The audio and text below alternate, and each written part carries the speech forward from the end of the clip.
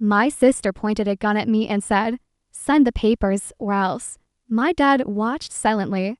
I didn't sign. I just smiled and said, "Look at this." She did and went pale. 5 seconds later, there was a loud bang. That's where the day ended. But where it began, it looked like nothing more than a family get-together. We'd rented a small house outside the city. A plain, practical place with beige walls, mismatched chairs, and a table already set when I walked in. It felt a little like someone else's vacation rental. And I guess technically that's what it was. Mom was fussing in the kitchen and packing groceries from paper bags, a loaf of bread, a bunch of bananas, sandwich meat, the kind of food you buy when you want to look like you made an effort without really cooking. "Hi, honey," she called, smiling too brightly, as if this was all perfectly normal. Dad followed behind her, carrying a cooler with the slow heaviness of a man who never rushes unless he has to. He nodded at me. Not cold, not warm, just Dad. Then came my sister, sunglasses, hairbrush to perfection, perfume already filling the air. She kissed the air next to my cheek. "Glad you made it," she said. For a while, it felt ordinary, like maybe this really was just a family day, the kind where Mom sets out too much food. Dad sits at the head of the table, and my sister talks about the traffic on the way over. We even went for a short walk before lunch. The path behind the house looped around a small field. My mom pointed out some wild flowers. My dad made a comment about the weather, and my sister scrolled through her phone when she thought no one was looking. It was the kind of walk families take when they don't know what else to do with themselves. I answered their questions politely, kept my voice light. From the outside, we probably look like a normal family, spending a normal Saturday together. Back at the house, Mom got busy arranging food on plates, sandwiches cut into triangles, potato chips poured into a bowl, fruit piled high in the center. She always overdid it. Even when there were only 3 of us. "Eat something," she said, pushing a plate toward me like it was her mission. "I already ate," I said. She laughed it off. But I saw the flicker in her eyes. She wanted everything to look perfect, even if it wasn't. We sat down together, Dad at the head of the table, Mom to his right, my sister next to me. For a while, the only sounds were forks and glasses. The kind of silence you don't notice until you realize no one said a real thing in minutes. Then, my sister spoke, light and casual, as though she'd just thought of it. "So, are you going to do something fun with the inheritance?" The word landed like a stone in a still pond. My mom looked down at her plate. My dad took a sip of water. My sister's eyes stayed locked on me, too bright, too fixed. I shrugged. "I haven't decided yet." Her smile twitched. "You've got options. At least more than the rest of us." Dad cleared his throat. "Family should share," he said softly. "It's the right thing." I sipped my coffee. "We'll see." Mom jumped in quickly, changing the subject. She asked about my apartment, my work, but the mood had already shifted. The inheritance sat at the table with us now, heavier than the food, louder than the silence. We ate a little more. My sister made small digs disguised as jokes. Dad mostly stayed quiet. Mom kept asking if I wanted more fruit. Then, after a pause long enough to make the air feel stiff, my sister pushed her plate away and smiled. "Come with us," she said. "We want to show you something." Her tone was light, but something in me tightened. Dad stood. His chair scraped the floor. He didn't meet my eyes. They led me down the hallway into a spare room. No pictures, no decorations, just a table, 2 chairs, and a stack of papers waiting in the middle. "This will make everything simpler," my sister said, sliding the papers toward me. Dad stood near the door, arms crossed, silent. I said, picked up the first page.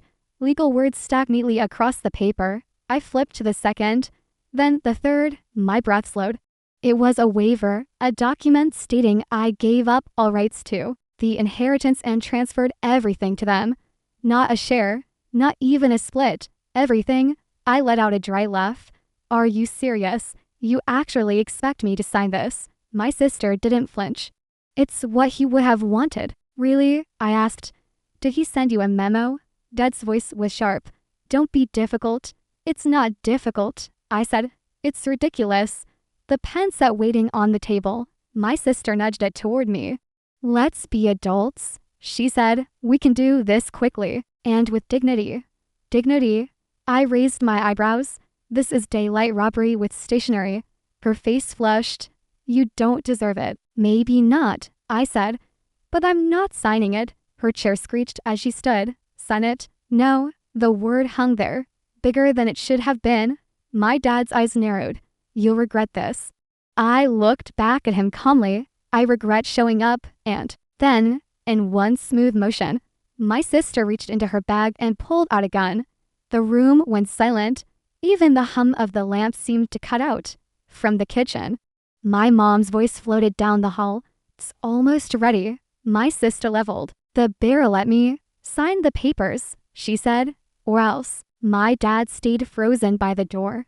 His silence said more than words. I put the pen down gently. No, I said again. The air felt heavy, pressing against my skin.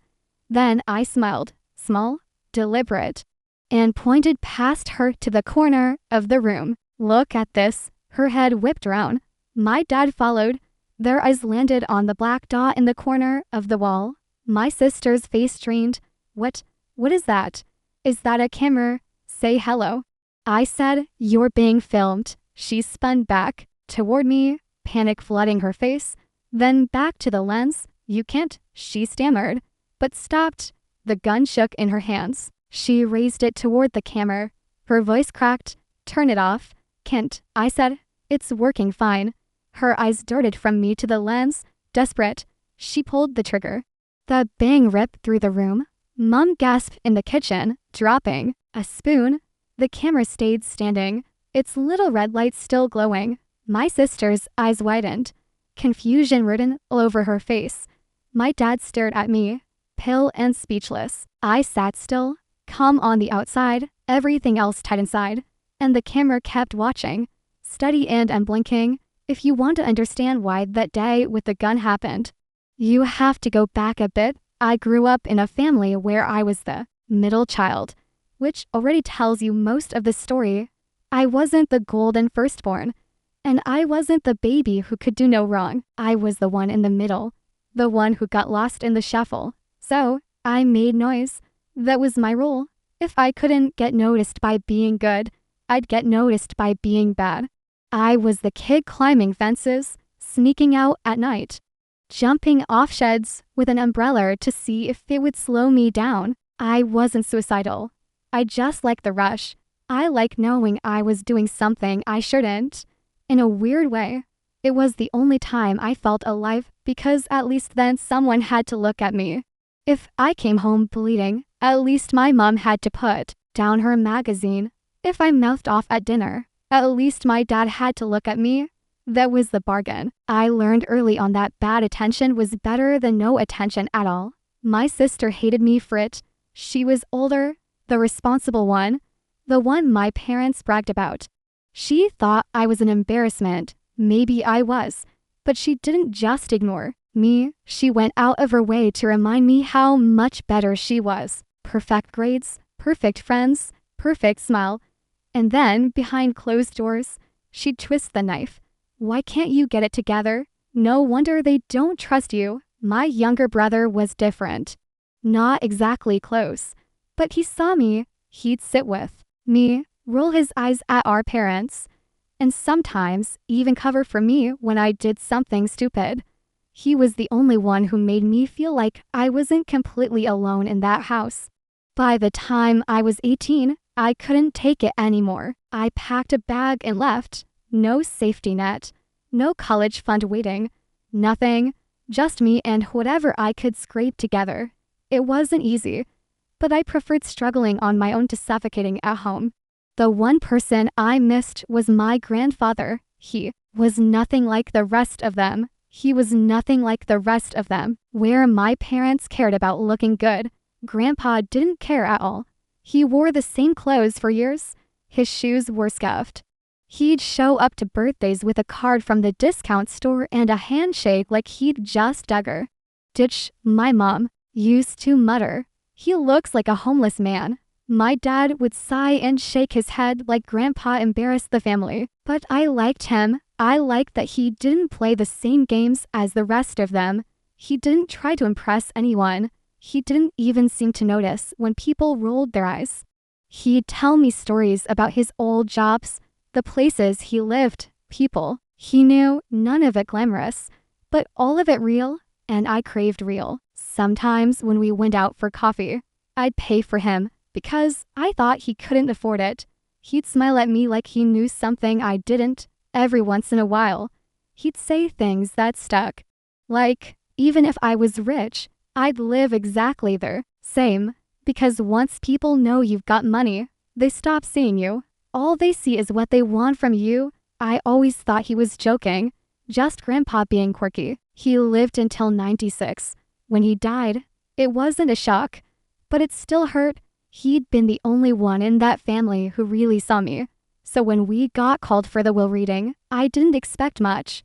None of us did. Grandpa never looked like he had anything. My parents went because it was formal. My sister went because she was curious. My brother went because he had to. We sat in the lawyer's office, all lined up in stiff chairs. The carpet smelled like dust and coffee. My sister leaned over to my brother and whispered, "What do you think we're getting? His old trousers." My dad chuckled. "Maybe his socks, the ones with the holes." Mom shook her head. "Probably some old junk he couldn't throw out." I sat there quietly, biting the inside of my cheek. They'd spent years mocking him, and here they were, still at it, even after he was gone. The lawyer came in with a folder. He cleared his throat and started reading. "Your father, your grandfather, expressed his final wishes in this document." No one leaned forward.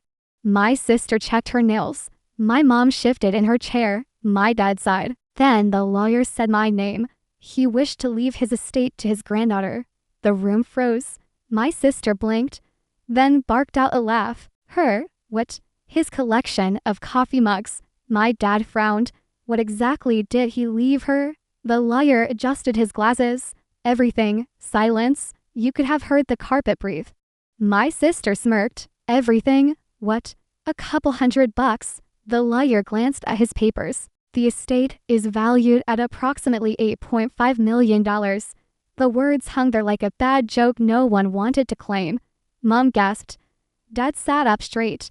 My sister shook her head. That's impossible.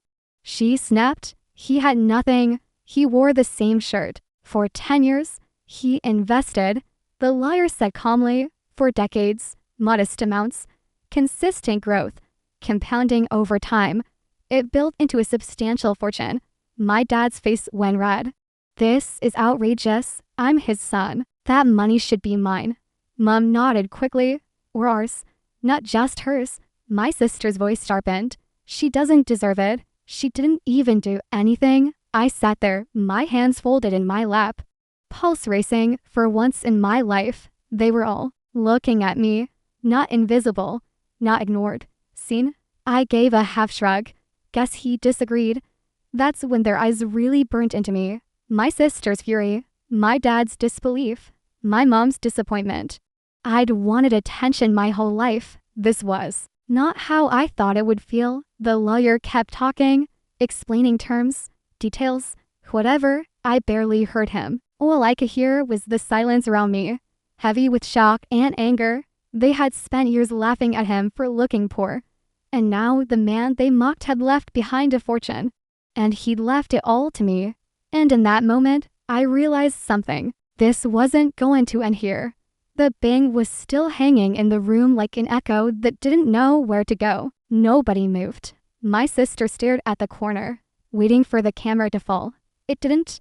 The little red light just kept glowing, steady and smug. My dad's mouth twitched like he wanted to speak, but forgot how. Why didn't it break? My sister whispered more to herself than anyone. I didn't answer. Sometimes silence says more than a lecture. Her grip tightened. Another shot cracked through the room. The lamp flickered. The air jolted and still the camera didn't move. She lowered the gun, breathing fast. "What is wrong with this thing?" "Plenty," I said, "but not what you think." That's when the footsteps came, firm, heavy, too controlled to be family. The door burst open and two men stepped inside. Not uniforms, not relatives, the kind of presence that rearranges the room without asking. "Put it down," one said, calm but absolute. My sister flinched, swung the gun toward them, her hand shaking so badly the barrel wavered. "Don't make this worse," the other said. "On the table now." For a second, she looked like a child mid-tantrum, torn between scream and surrender. Then her wrist gave out. The gun clattered onto the table. One guard snatched it away, slid it out of reach, and cuffed her hands quick and clean. The other put a steady hand on my dad's shoulder. He froze. The room exhaled for the first time in minutes. I looked at my sister, wide-eyed and cornered. "Everything's recorded," I said quietly. "You're not walking away from this." She glared back, words ready, but useless. And that's where I'll pause and explain. Not to them, to you. Because you're probably wondering how I knew. How I wasn't shaking out of my skin when my sister pulled a gun on me. How I sat there steady while my dad played statue. The truth is, I did shake, just not where they could see it. A few days earlier, my younger brother had called me. His voice was tight, nervous. He said he overheard something, my parents and my sister talking. He didn't give details. Didn't want to be dragged into it. But he told me enough that I froze, enough that I knew I didn't want to believe him. I told myself they'd never go that far. But deep down, I knew what my family was capable of, and I'll admit it. Part of me wanted to test them. I've always been like that. When I was a kid, I jumped off sheds with umbrellas just to see if they'd slow me down, climbed fences because someone told me not to. I like the rush. I like the danger. When you've been invisible your whole life, you chase whatever makes people look at you. So, yes, I went because I wanted to see, and because a little piece of me hoped maybe I was wrong, that they'd act like decent human beings for once, that maybe we eat mom's sandwiches, bicker about nothing, and call it a day. If they had shown me kindness, maybe I would have shared some of it, maybe. But I wasn't about to gamble my life on that chance. So I hired professionals, not the police, private security. To men who knew what they were doing, they told me not to go, told me it was reckless, that it wasn't worth it. I said I was going anyway. So they backed me. They went in early, swept the house, set up hidden cameras. While I walked with my family outside, they checked every corner, and they found the gun.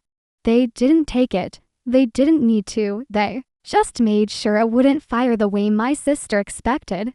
When she pulled that trigger, all she got was sound and smoke. Then they waited outside, ready, listening, watching. So, no, it wasn't luck, not a miracle, not fate. It was planned, every second of it, and now it was them, not me, who were trapped. The legal process crawled the way those things always do. Months of hearings, paperwork, lawyers arguing over words I barely understood. And then finally was finished. The estate was settled. I was the solaire. Every last cent was mine. Hearing it spoken in court didn't feel triumphant.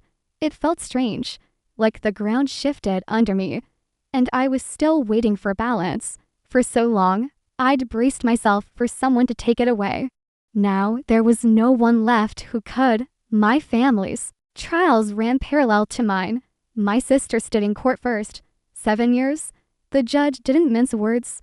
Threatening someone with a firearm leaves no room for excuses. She tried tears. But it was too late. My dad's turn came next. He didn't pull the trigger, but he stood there and let it happen. Tears.